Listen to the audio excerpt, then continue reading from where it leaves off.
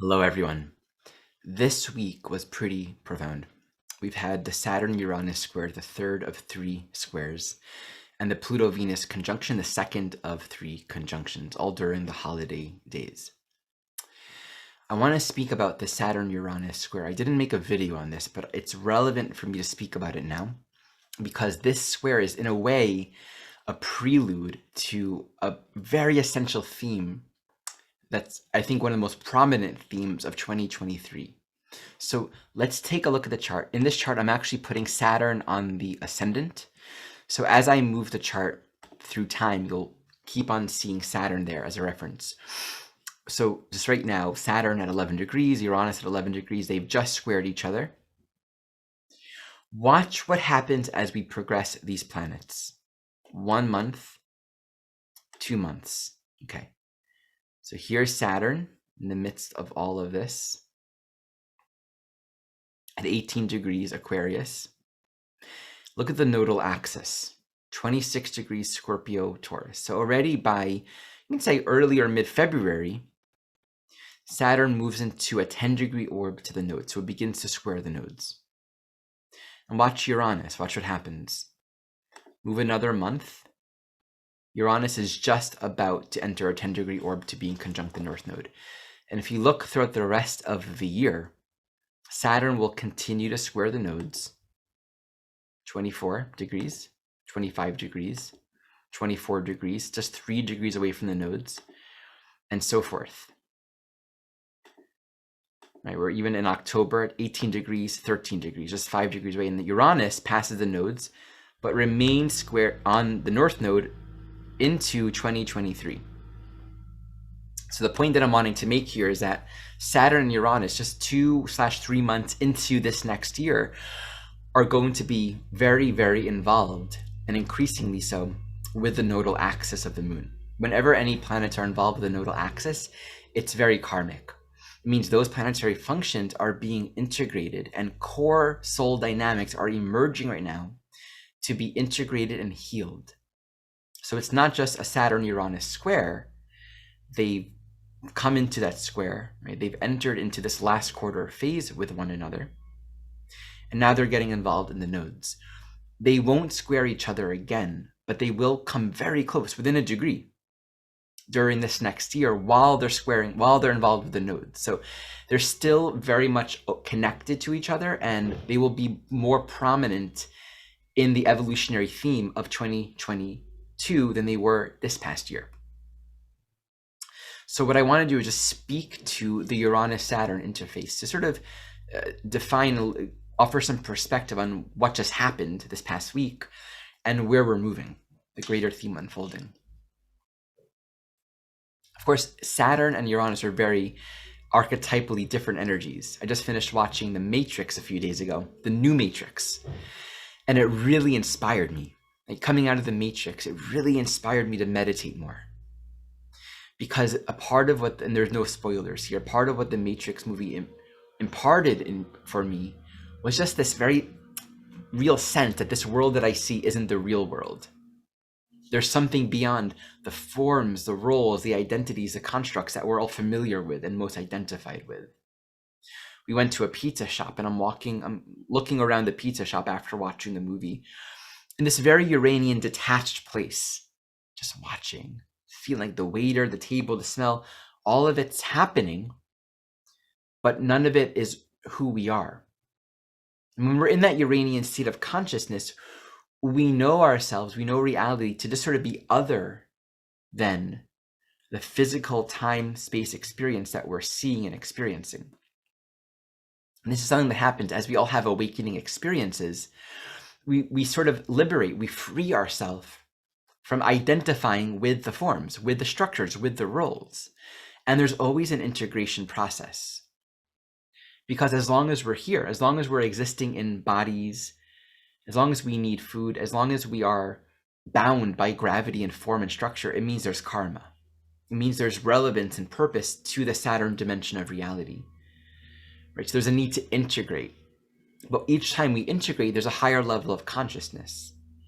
Whenever there's a realization, that realization is always going to set consciousness apart from the mainstream, from what's been established. And that can be scary, right?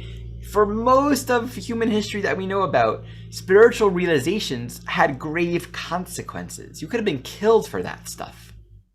You often were. Many of us were. Right? In different parts of the world, it's still like that. To realize a dimension of reality of self beyond the boxes of one's immediate culture or reality can actually be very scary. And so when we have these Uranian realizations or experiences, when we step outside of the boxes, not this gender, not this body, not this name, not this role, not this identity, to have such realizations on one level opens up the doors to all kinds of possibilities. When the mind is free, more possibilities exist, of course. We're open to ask more questions. There's less taboo. There's less to fear. Otherwise, we say, oh, but it has to be this way. These boxes, and that's the issue with Saturn. We are more conditioned than we realize until we think, oh, but it has to be this way. I have to be this way. And we suppress our true nature. So when we touch base with these awakenings, it can be scary because it might feel or seem like, well, I'm not going to belong. I'll be an outcast. I'll be othered. I'll be rejected. I will be an outsider. I will be persecuted. So we can develop even this paranoia and this fear of really being ourselves, of really waking up, which in a sense is one of the challenges to freedom, because the realization in freedom is there is nothing to fear. But we can also fall into a dysfunctional state. You may have often seen or witnessed or have experienced yourself what it's like to have a deep awakening experience, but to not know how to really function or integrate within reality, within the status quo reality, rather. Right? There can be a sense of, I don't want to go so far off the deep end where I lose all of my friends, I lose touch, or I become arrogant or better than, or I'm not interested in all that human stuff. So at every stage of awakening, as long as we're still manifesting within form, there is a need to integrate. But each time we integrate, there's a whole new dimension to it. So an example of that is a realization which then manifests as new technologies, new innovations, like the internet, computer, phones. At some point, all of those things were a realization, a liberation from the status quo. But then they were worked, they were integrated, they were dealt with on a very root chakra level so that the higher consciousness can manifest in form. It just says that form is malleable. This is a really important thing to understand about Saturn. It's so malleable. We know this if we just look objectively, Uranus, at any time period and compare it to any other time period.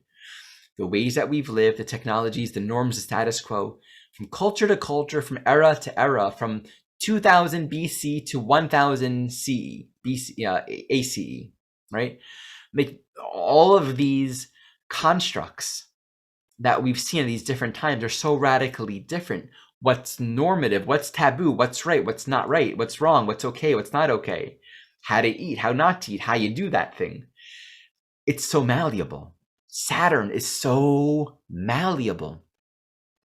It's really a matter of what has the collective come to agree upon, and the collective is generally determined by those in power, right? And so then when those in power are influenced by a higher level of consciousness, that then tends to make its way into the mainstream. But to influence enough people who have a lot of social power at a higher level of consciousness always requires a good number of people to be willing to break free from the mainstream, from the status quo, and think differently.